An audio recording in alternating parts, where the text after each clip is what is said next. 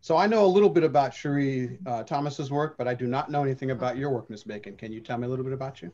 Yeah, I was hoping to maybe when we do the introductions, I'm mostly an African Australian and I love writing literary speculative fiction. And Okay. so the books that the recent ones are Claiming Timo by Meerkat Press, and I wrote a nonfiction called Writing Speculative Fiction.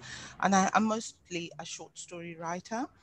Also, I do write novels and novellas, which are a lot of hard work. But yeah, Hmm. that's me.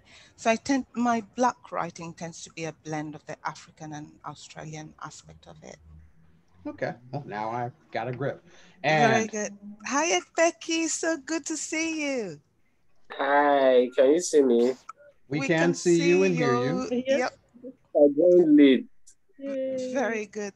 So we were Without just me. saying we don't have a moderator in this particular panel, No, so that's we not can just true. I was yeah. the Oh, moderator. are you the moderator? I Very am the good. So moderator. oh, Excellent. very good. Heidi No, didn't no know worries. that. Okay, Yeah, I excellent. am the moderator. I have a notepad somewhere here with a bunch of questions on it, or at least I did have a notepad here with a bunch of questions on it. All Here it right. is. I do have it. So, So Yay. yes, I am the moderator. It was a last minute decision dropped down from on high.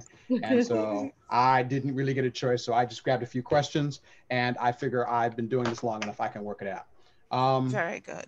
So All right. So, would you like us Donald, to introduce ourselves when yeah, I you was going to say, okay. since it's 1 o'clock, uh, probably going to have a bunch of people rolling in slowly. So, how about we do slow introductions, leisurely introductions about who we are, what we write, how we feel about our work, and what we hope to do in the future to change speculative fiction written by us, for us.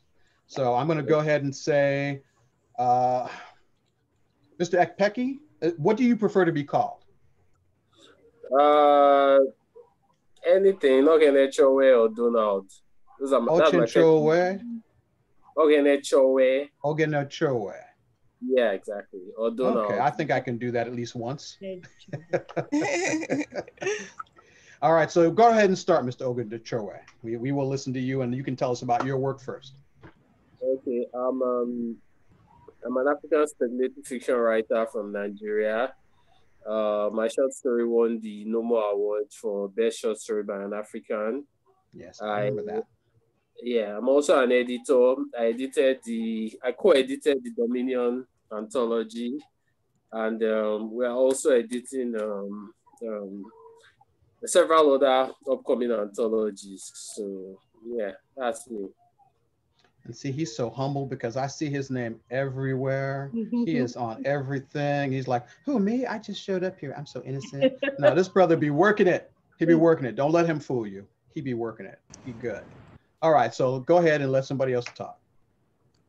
I can introduce myself. There you go. Ekpeki, I'm just so delighted to see you here, and Sheree, you too. I am an African Australian. I love introducing myself as African Australian because that's how I see is my identity. I love writing stories from the margins. I think the stories that I write are not really for commercial reading. They're very niche. I write the stories that burn from inside me, the stories that I want to tell. I My latest novel is Claiming Timo that came out through Meerkat Press. And it's a literary speculative fiction that's almost like a Jekyll and Hyde, a good, bad multi-person. I have a collection of short stories coming out in December, also through Meerkat Press. It's called The Road to Whoop Whoop. And Whoop Whoop is a very Aussie slang. So I tend to blend Australian and African in my writing.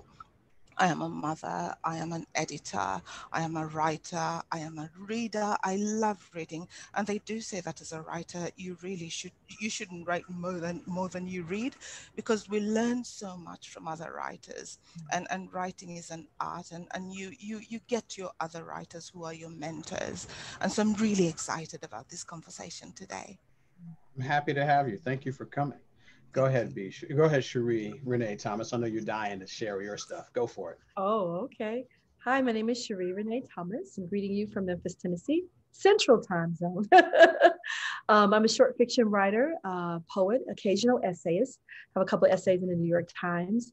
I'm very excited because I have a new story collection My other collections, Sleeping Under the Tree of Life and Shotgun Lullabies, were both hybrid collections of poetry and short fiction.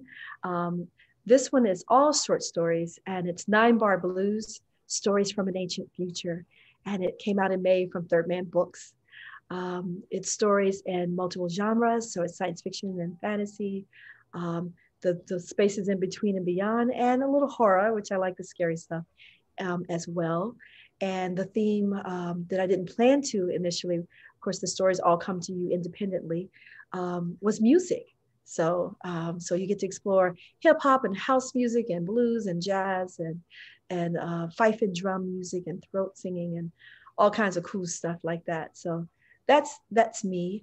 I'm mostly well known for editing 2 anthologies, Dark Matter, A Century of Speculative Fiction from the African Diaspora, as well as Dark Matter, Reading the Bones. And I'm so happy to be here with you all today.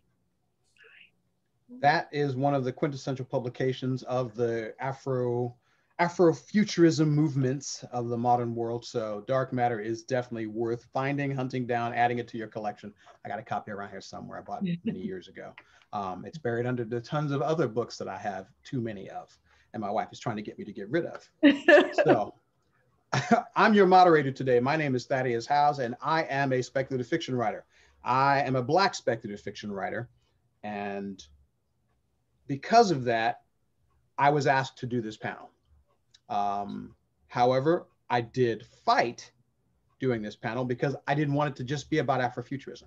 I feel like Black speculative fiction comes from a variety of places. And as a result, just like we see here, we've got Memphis, Australia, Nigeria, and I live in California, but I'm from New York. And we are all telling our stories, our truths, our perspectives. And so for me, when they made it initially about Afrofuturism, I said, we're gonna have to have a conversation. So they changed the title and it became Black Speculative Futures, which I like much better because this gives everybody a chance to tell a story from their perspective. Great. And I think that's important. So I'm glad that changed. Yay. Yes. I'm glad we've all agreed on that. So I'm absolutely with that. Thank you so much for helping. So we're going to go ahead and get started. I'm a writer, and as a result, I spend a little time writing short fiction. My thing is short fiction. I have several novels on my dresser. I've never finished them, or I've never done more with them. 2 of them are done. They're just not done. I haven't decided what to do with them, but I write short fiction. I like short fiction, and you can find my short fiction everywhere because I write all the time. So we're going to go ahead and start. I've got a question here. And it's for you, Ms. Bacon. The question says, you say your writing is not for everybody. Who is your writing for? And are you comfortable with people who are not the intended audience reading that work? And how do you feel about that? Absolutely. Well, thank you so much for that question. It's a wonderful one. What I mean by my writing is not for everybody, it means that I'm not writing for a commercial market. It means that I don't look for the popular themes and write stories that meet those themes. I don't write for a specific publisher. I think deep down, and many writers really, you start writing for yourself. My writing is usually a curiosity. It's a question. It's something that is burning inside me. It's maybe a longing or a yearning or a desire. And when I start the writing, I might not even know where it's going to go. And so the writing is a search. It's a journey for me. And I hope that by the end of the story, I'm able to bring the reader along with me on that journey. And so the writing is an invitation. While I start writing for myself, I think my stories tend to have a really deep immersion, and they tend to have characters that are accessible. And so although they're stories from the margin and they're very different kinds of characters, they are accessible. Anybody can read the story. And just looking from the reviews, I recently got a very good review of The Road to Whoop Whoop, and also a review of my novella, Ivory Story. It means that readers are getting it. Maybe not every reader will get it, and that's okay, because stories and reading are very subjective. But I think at the heart of the story, I write the stories that I want to tell. Amen, sister. Yeah. Anybody else want to rail in on that? Because that's deep. why do you write? Who is your audience? Are you writing to a specific audience, or do you care? Are you writing just for you? Sheree? I really love the way this conversation is starting off, because there is sometimes an assumption that everything that you write is going to fit in the aesthetic wheelhouse of every person that reads it. But reading is an interactive experience. What we bring to the page as writers is a combination of who we are and how we see the world, the lens of which we reach the world, and the story, the questions we ask, and also the questions we don't ask, right? That informs the work as well. And the same thing, when it's out, once we create it, it's in the world, it's in the hands of readers. And readers bring their whole selves to the reading. They bring their default settings to the reading. So if you're writing work that I like to think of as Black speculative arts, Black speculative fiction works, and that could be any of the ways that people are naming and reclaiming space for themselves. You are already kind of creating a different expectation perhaps, because you're not necessarily writing to the defaulted universal ideal or the traditional ideal of universal that we are all pretty much taught in Western tradition to expect. So I might write stories that are told in the round. Stories that are not linear. There may not be a single hero in the story. You may be following the story of a community. Time may not be something that goes from A, B, Z. It may be a spiral. So I may do it that way, and that's fine. And it may not be for everyone. I don't read things and expect everything to be for me. In fact, most of the stuff I read, I don't even finish because it's not necessarily the things that I'm looking for. I like beautiful language, not just great ideals. I like characterization. I like you to write works that show an awareness of the big, round, beautiful world that we're in. Not everybody has that as part of their project. So I recognize that in the poetry that I read, and the nonfiction that I'm reading, and in the fiction that I'm reading, even in the films that I watch a lot of movies as well. I don't expect to always be the audience for everything. I do expect to be entertained. I do expect to have new ideals sometimes. I do expect to have an experience, and I hope to have a visceral experience for the best works, something that really moves me. So just thank you so much for that, Eugen, to even just acknowledge that when our work is being read and discussed, there's a whole nother dynamic to the conversation sometimes, in that work that we're doing. Mr. Ekpeki, you have an opinion on that? My motivation or my goals are not so lofty. For me, writing is more of a personal experience, and if I wanted to explain my purpose for writing, I could even simplify it. I could even break it down to something as simple as attention. But if I wanted to explain that more, I could tell you that I write because I want to be seen, or I want to be heard. I have stories to tell, and these stories are mainly about myself and my experiences. And I want people to understand, to see me, to feel what I feel, to basically be in my shoes or experience the things that I've experienced on some level. So basically, I want to exist to the reader. I really love what you've said, Ekpeki. And Thaddeus, when you talked about Afrofuturism, and you said you really wanted to have a topic that is more all-encompassing, there's a lot of diversity in blackness.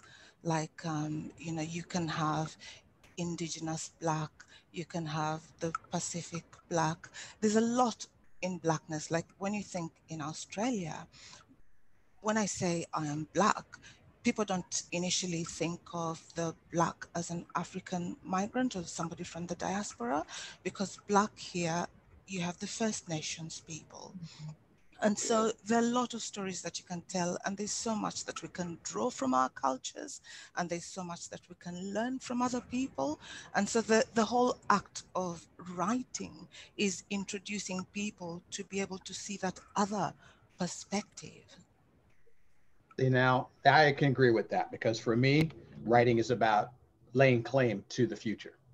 I am a speculative fiction writer whose only mission in life is to reclaim the future from everybody else that said we wouldn't be in it. I grew up on science fiction. I'm a hardcore science fiction person. Been reading it since I've been able to read. I've been watching it on TV.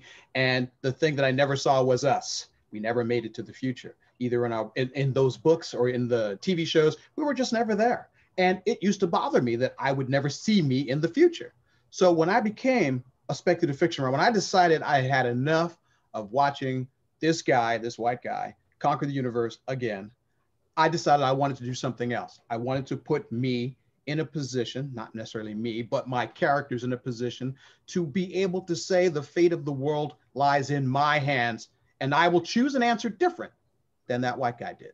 I will choose an answer that is unexpected. And one of my favorite pieces is about an African space captain who, when confronted with an alien artifact of immense power, decides that no one should have it.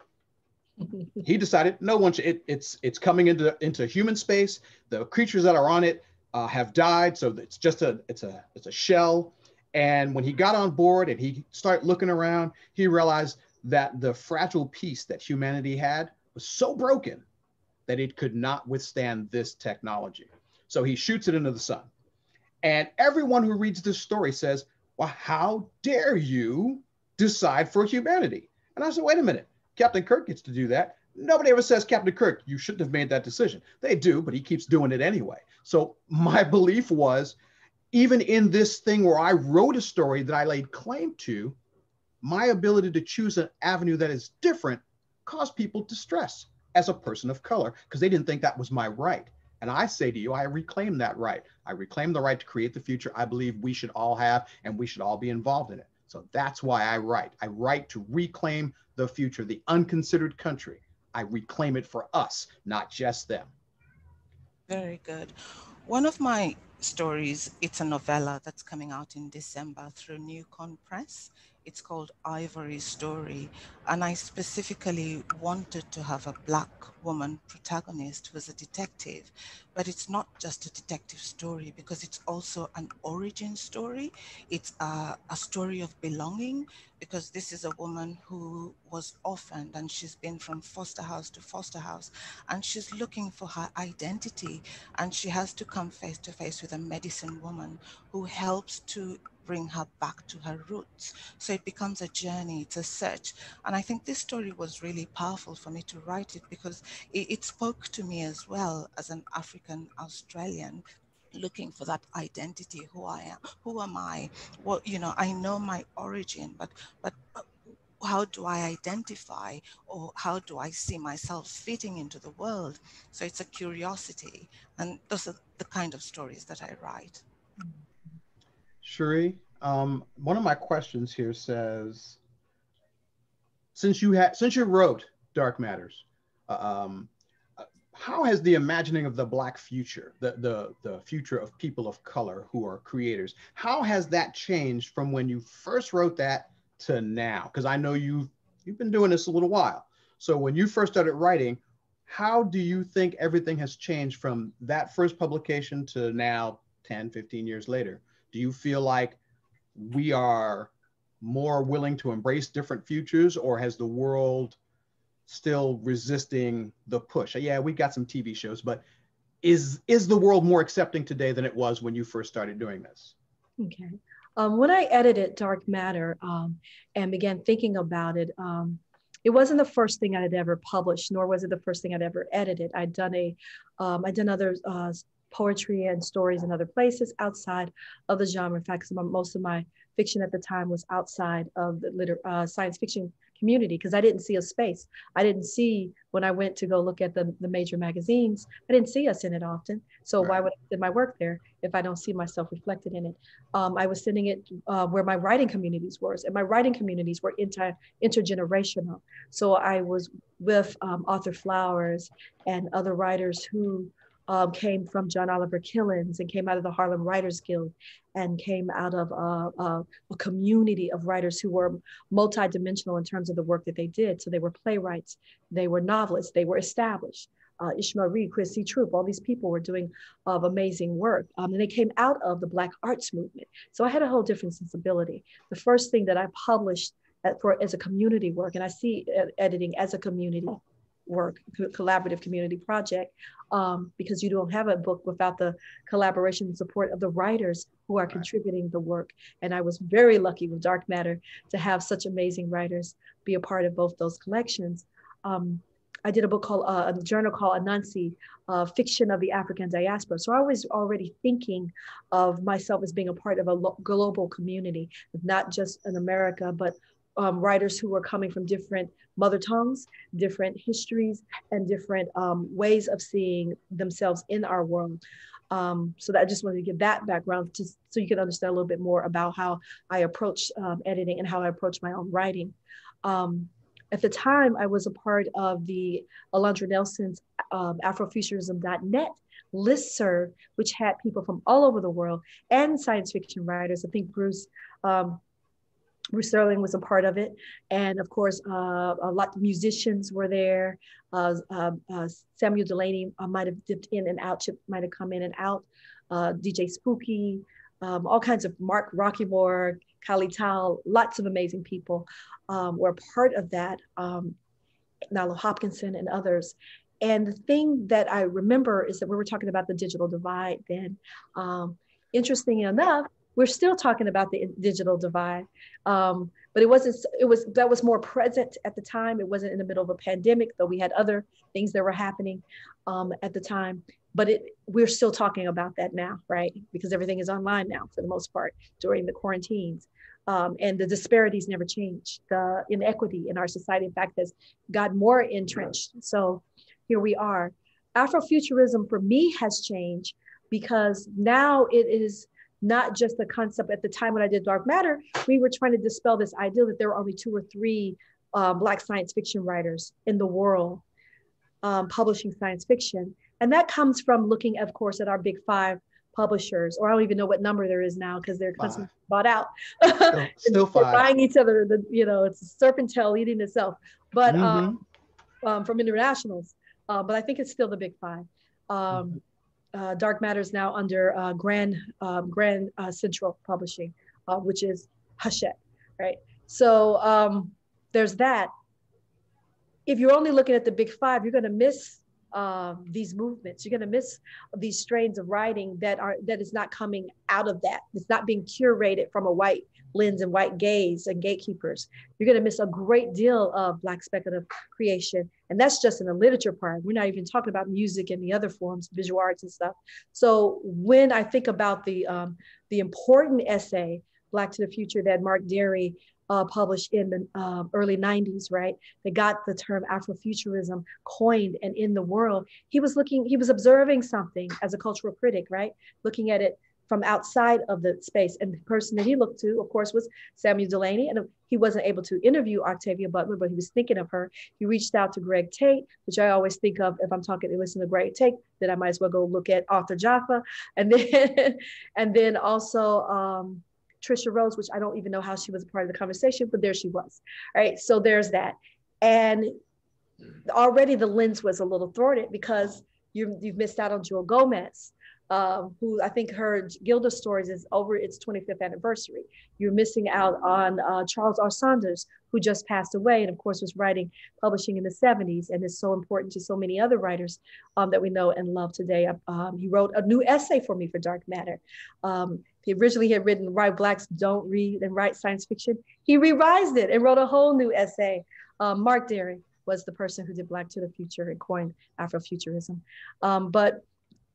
So we went from a conversation of we're not here or there's only 2 people here to, hey, while you were talking about those 2 people, there are all these other people around. And I'm not even talking about writers like speculative fiction writers like Alice Walker and Gloria Naylor and Toni Morrison and some of these other writers who are usually in the literary camp, right? And I haven't even gone to the Caribbean writers or, to African writers, Ben O'Cree and those writers as well. So there's a huge body of work that was erased from the get-go because they're not in fandom. They're, and my family was a big fan of science fiction. Got all your books on the shelf, but we're not going to show up at your book signings and we're not going to necessarily be at your conference usually because it's just not it wasn't a part of the tradition. And also that's a luxury that people don't, think about. It's a luxury to be able to get to a con and to spend thousands of dollars to show up at that con, or to be able to volunteer at that con and all that. That's a whole nother thing.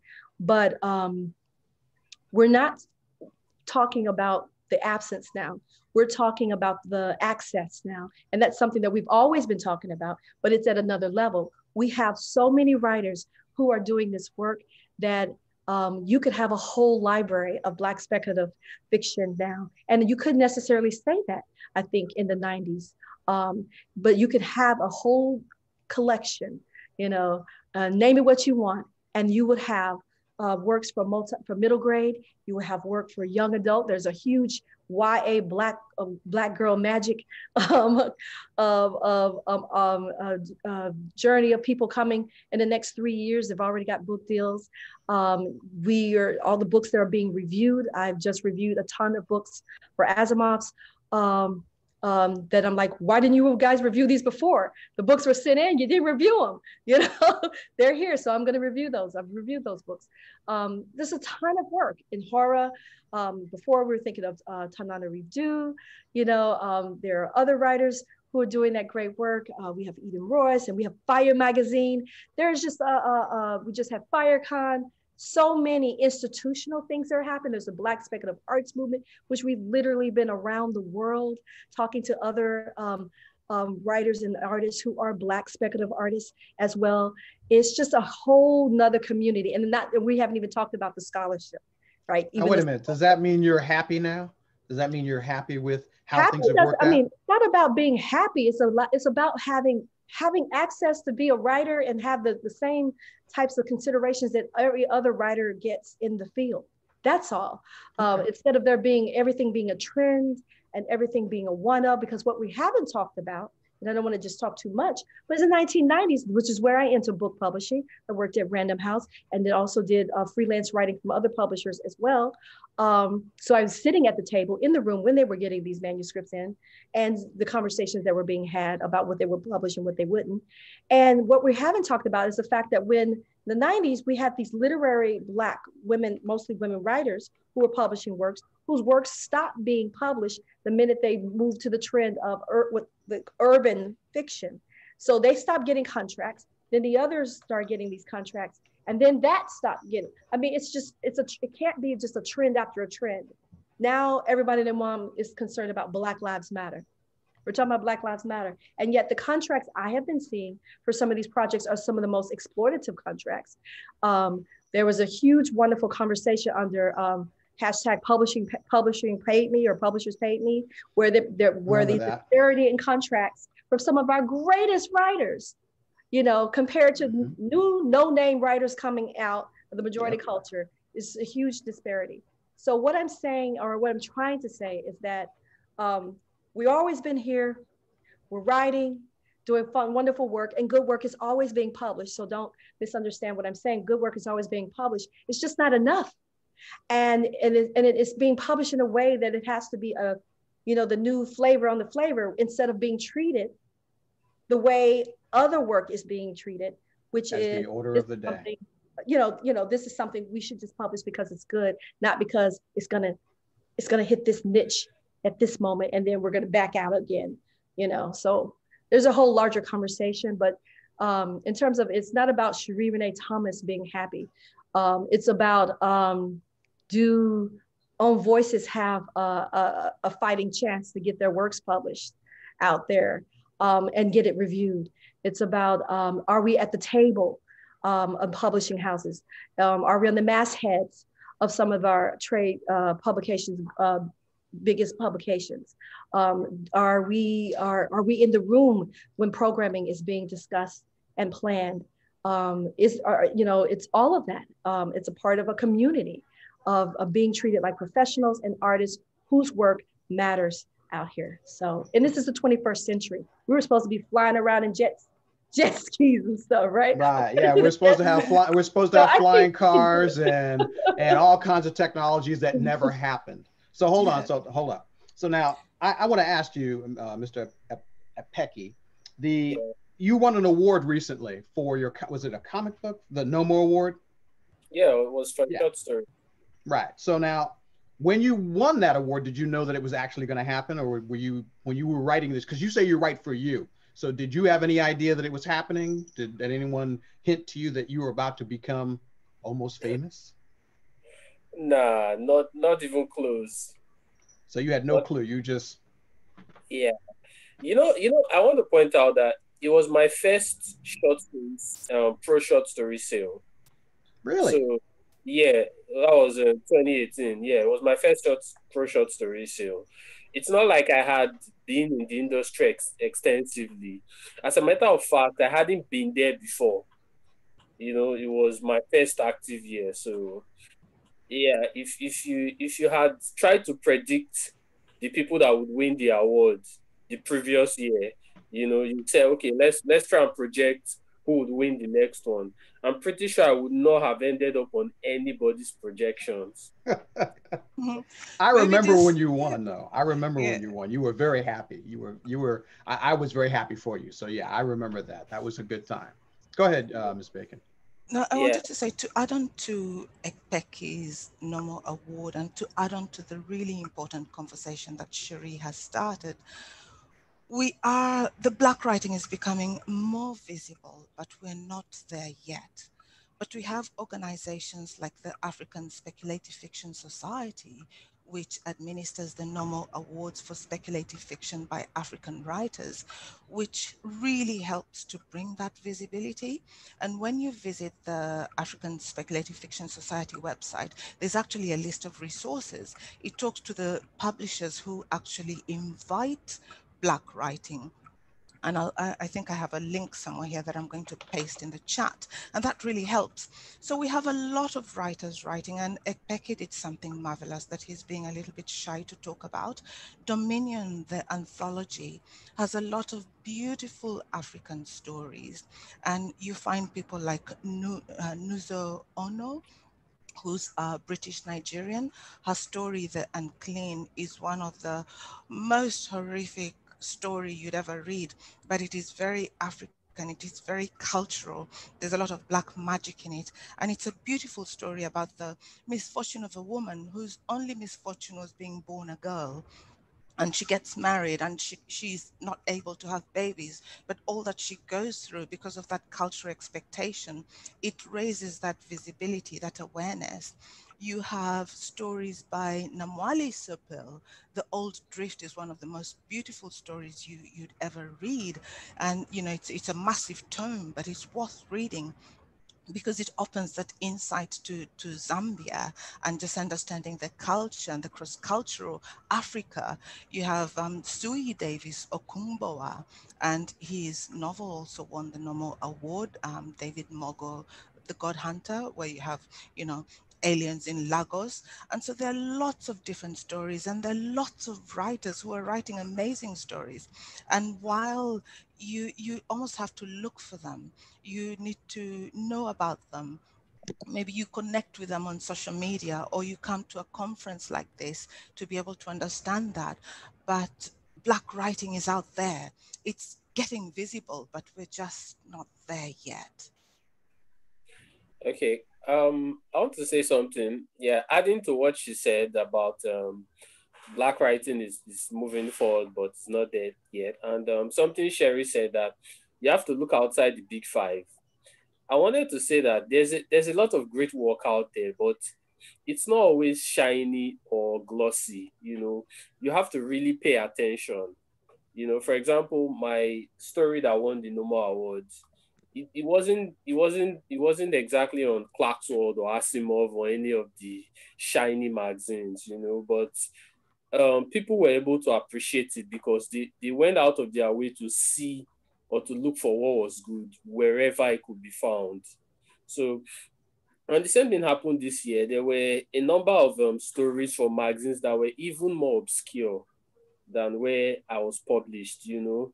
And I think on a larger scale, the same thing goes on with books, with different kinds of media. If you want to look for the really good stuff, it's not necessarily going to be in the big places, the shiny places. On Kickstarter, for example, there's a lot of awesome, intensely incredible work going there. You know, that's where the Dominion anthology was born.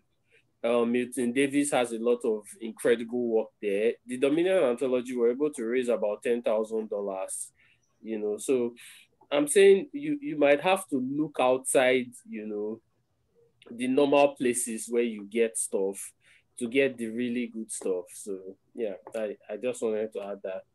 It's a given we're going to end up looking outside the big five. We already know that. It's been that way pretty much since I've been reading science fiction. You know, I've been reading science fiction back in the day when there were only like 2 or 3 Black writers. You know, Stephen Barnes was, you know, back when I was reading, it was like Stephen Barnes, it was Octavia Butler and Charles Saunders and maybe, and Sam Delaney. So that was it. You know, if you were looking for a Black writer and you were looking for a name, those were the 4 names to conjure by. That's it.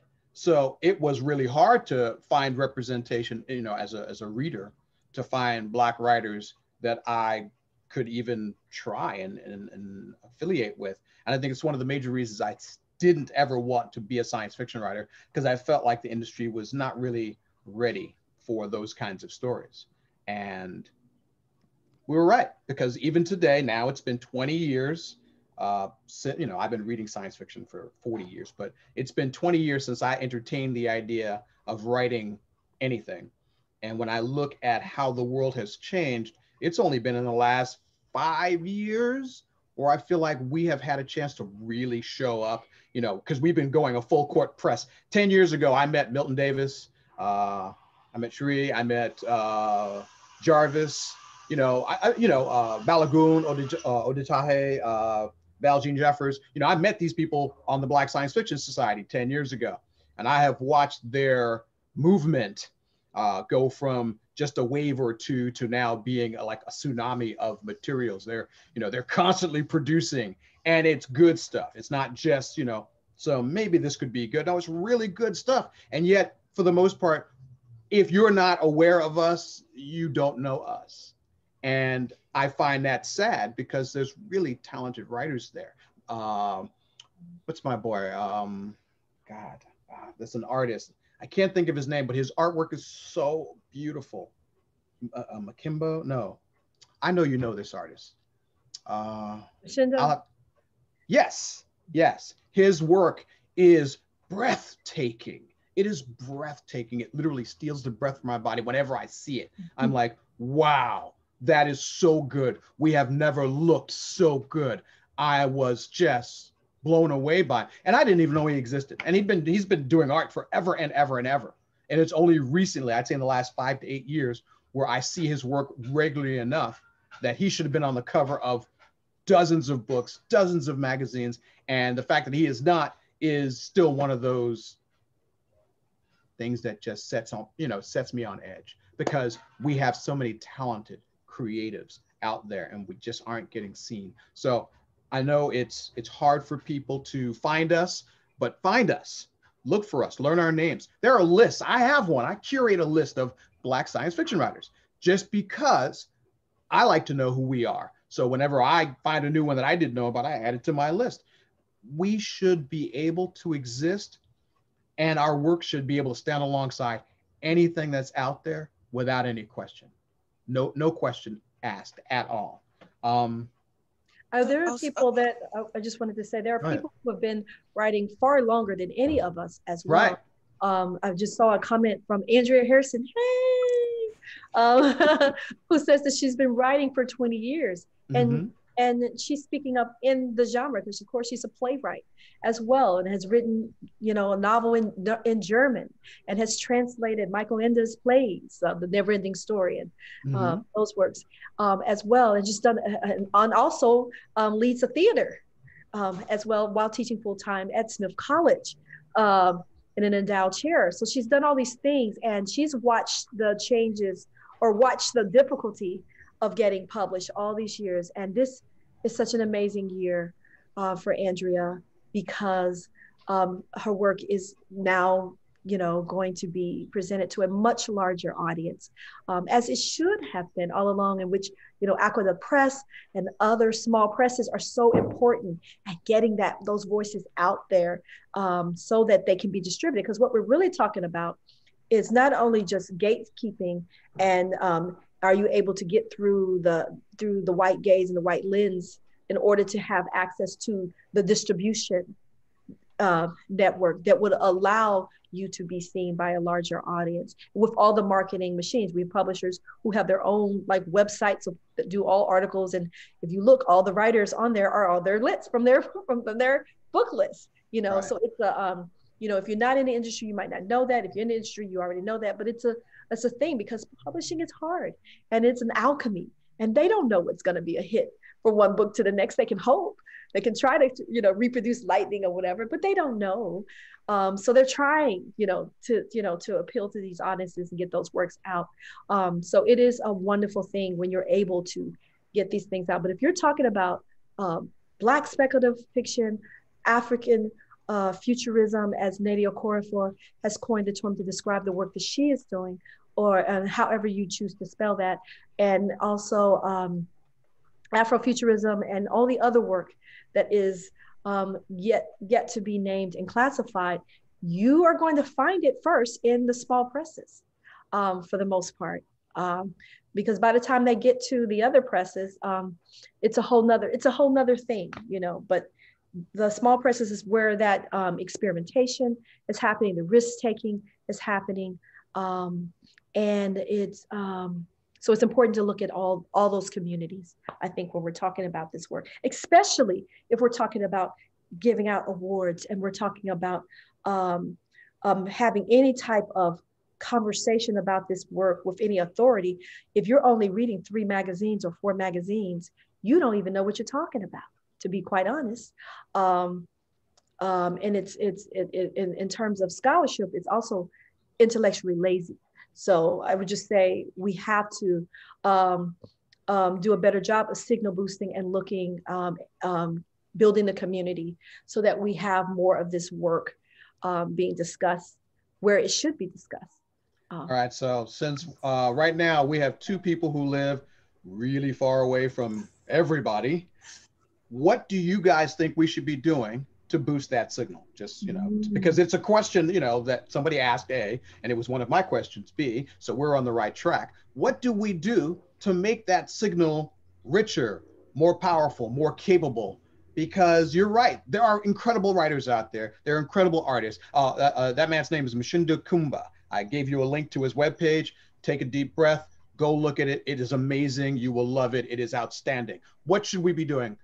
Ms. Bacon, you can go first. I think small presses are already doing it for us. And indie publishers, you mentioned Milton Davis. I wrote a collaboration with Milton Davis, Hadithi, and the State of Black Speculative Fiction, which is a combination of short stories, Black speculative fiction, and essays. And the small press publishers like Luna Press Publishing that published us is really a big play in the market at the moment. When you look at some of the British awards, you have, like Newcon Press, you have Meerkat Press. Last year, Meerkat, one of the short stories from Meerkat Press won a Nebula Award. And so there's a lot of visibility. And all it means is, we need to, as writers, don't just look for the big 5. One, you might be setting yourself up for failure and disappointment, but 2, look at some of the awards and look at the small press publishers who are recognized, look at who's publishing who, and that really helps to open that visibility. How about you, Mr. Ekpeki? What do you think? Yeah, I think we can try to be more involved, and carry ourselves along. For example, there's a lot of work coming out. There are a lot of lists, reading lists, recommendations, direct signal boosting, There are a lot of non-fiction going around. So we can try to shine a spotlight on all these things. Like, I see a lot of lists these days, like 5 post-apocalyptic speculative fiction stories by Africans or by Black people. So we can try to be more, it's an industry, and we're the ones who are going to standardize these things, There's already a lot of people talking about all the other work. So I guess it lies on us to push or to talk about or to create a conversation about what we're doing. And anyway, I wanted to share something with the group because we're talking about futurisms, and Sheree talked about Nady and African futurism. I also write African futurism.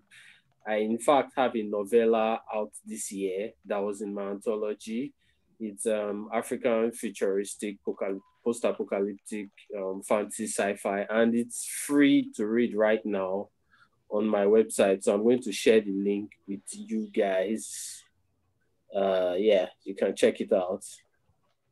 So yeah, that's me.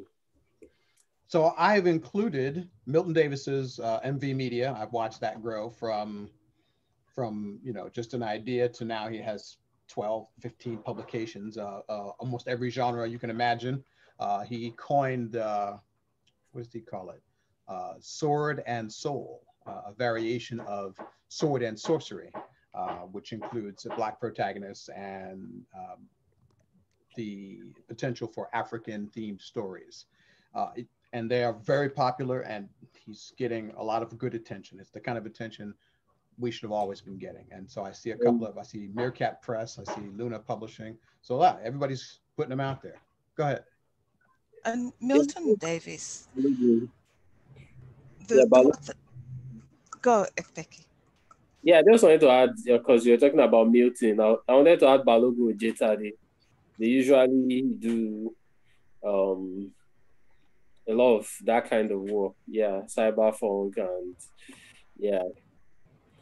And I think Balogi coined the term diesel funk. So there's a lot of, you get genres and subgenres of writing. Yeah. Australia is not there yet, not just in Black speculative fiction, but also in speculative fiction as a whole. You find most of the readers tend to look for literary writing, and what they don't understand is that you can also get literary speculative fiction. And so you find some of the really strong Australian writers are getting published in the US and the UK. So you have writers like Caron Warren or Angela Slater, and they've won loads of awards, but Aussies don't know them, which is really sad. And most of my books have been published overseas as well. You have small press coming up like IFWG, which is really helping to lift that voice and that visibility. But when you look at organizations like, when they invite speakers in Australia, very rarely will they invite a speculative fiction writer because they don't really know us. And that's something that I'm really interested to try to influence and change, just to raise that visibility. Is that so you are working actively to convince literary circles to talk more about speculative fiction? I am, yes, because we do have the speculative fiction conventions. And so there's a very strong speculative fiction community, and people know each other. And on Facebook, we're like brothers and sisters. Somebody's sick and you get like 100 messages or 1,000 messages from other people, because it's such a strong community. But other readers outside of that speculative fiction community don't really know us. And that's something that needs to change. All right, we are at 1:47, so we're about like 3 minutes left. I see a couple of questions. How often does language create a barrier to being published? Always. Always. That's the answer. Always. Language is always a challenge. We got other subs. Okay, so are there hubs? Yes, there is a hub. The Black Science Fiction Society, it's been around for 12 years now. It is a great reference for anybody looking to discover who's out there. We still work with it. We still interact with it. I'm still a member of it. I still share data with it. I still share stories with it. So yeah, it's a great place. It doesn't get the love it used to, because as people grow and evolve, we need to continue to get new people. And so we're hoping to bring new people into the fold and have people share their ideas. So it's a great place to go and learn who's who and who's doing what. So I recommend it as a nice centralized place to go. I'm sure Sheree Thomas has plenty of places that she can share with us. Yes. I shared it in the links. Oh, you already did. There are a lot of Facebook groups. I put Afrofuturism 2.0. It's a great place, Afrofuturism Central, which I'm new to that group. I think Dedrin Sneed is the Atlanta-based artist who's administrating that. Milton Davis, of course, has his State of Black Science Fiction, which he hosted conferences in Atlanta with Lisa Yazek, was one of the sponsors for university as well. It was really great. I did an anthology. So there's a big community. And then there is the Black Science Fiction Society, as you've already talked about, Genesis Radio as well. And so it's not only just science fiction and fantasy, but also horror. Fire magazine has a arts community as well that is supporting them. So there are, and then there are groups. There's like Afro Surrealists in California. There are, I know them. Afrofuturist speculative fiction writers in DC. There are regional communities. There's a group of people in Chicago, Memphis, and Mississippi. We have a community as well, BSAM Memphis. So they're just, I hosted a conference 2 years ago here, Black Speculative Arts Movement at an African art gallery, which is multimedia. We had a wonderful time. Got picked up daily paper, Time Magazine mentioned it in an article on Black Panther. So we just had a wonderful time there. So it's a lot of things happening. Multiverse just happened, I think, or that's based, when it's physical, it's in Atlanta as well. All kinds of things are there. People are just trying to, have access to the rainbow and get their work out there and build an audience as well. Hold that thought. So before everybody runs away, did you guys plug your stuff? You put all your stuff in the comments so people can walk away with this list. Everybody plug their materials. Yes? I'll put my web link. And just to add on to what Sheree said. Because we're about out of time, so you have less than a minute. Go. Very quickly, the importance of community. You learn so much by joining a writing community. Suddenly you find out there's an award or there's a publisher who's looking for work, there's a call for submissions. And so try as much as you can to join the writing communities, because that's how you find out about stuff.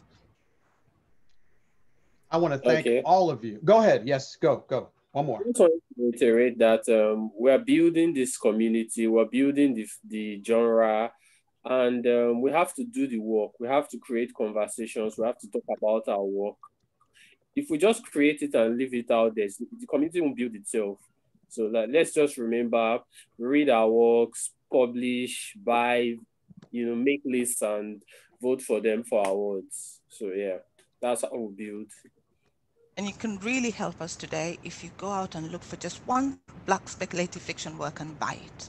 And I'm going to take this list of notes and signal boost it. So every link that shows up in here will eventually show up in my Facebook. So if you look for me and you want these links, they will show up there. And that's how I do my thing. I signal boost for everybody. That's why I know all these wonderful people. And it's great talking to you. I'm so glad you made it. We are at 151, so I don't want anyone to be sending me grams, but trust me, we are here. We are out here. Find us, buy our books, support our work. We are awesome.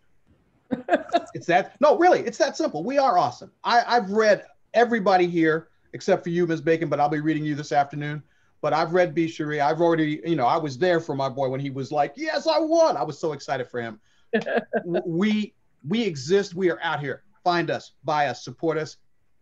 I'm telling you, the best is still yet to come, and it is out there.